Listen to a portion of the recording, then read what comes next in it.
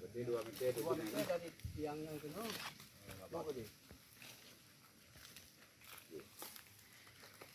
Berarti wakah 2 meter 2 ngawak. Berarti nyo panjangnya tu. Yang panjangnya 2 meter nyo 2 meter mana abu. Berarti mana nu beja. Berarti kenang sawit ni mana? Kenang. Ba. Kenang dah pakai ni je kenang ci 2 bak aje hana puas saya kawakah dak kenang hana pu je cuma 2 meter. Kita yang na lego tu abu tapi nak buat tentang nanti 2 bak kan kena ni ke bang ni. Jeut beda je. Tinggalnya. Tinggalnya tebak ni baru ini buka rumah. Jeut. 2 bak dah dia. Yang tak apa. Berarti bang pegah. Bismillahirrahmanirrahim. Long wakaf tanah 2 meter yang dari ciranya kena. Kedih lagi hijau. Tumbuh belang. Tapi teruk belang. Berteruk ke kawan wakaf baru nak pegah.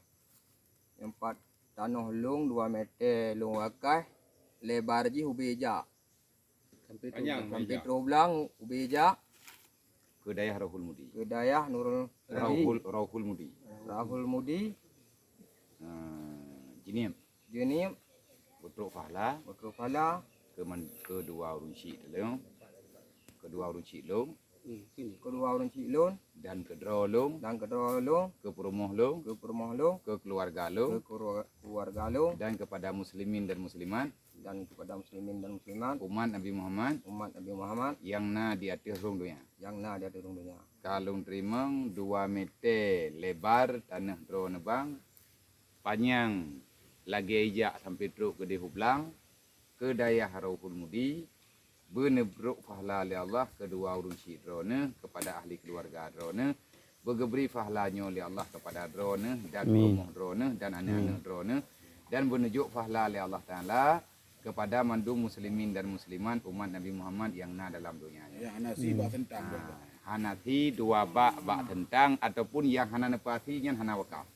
Yang ka nepati wakaf nyan sama dengan wakaf drone dunia akhirat berberkat neberi oleh Allah.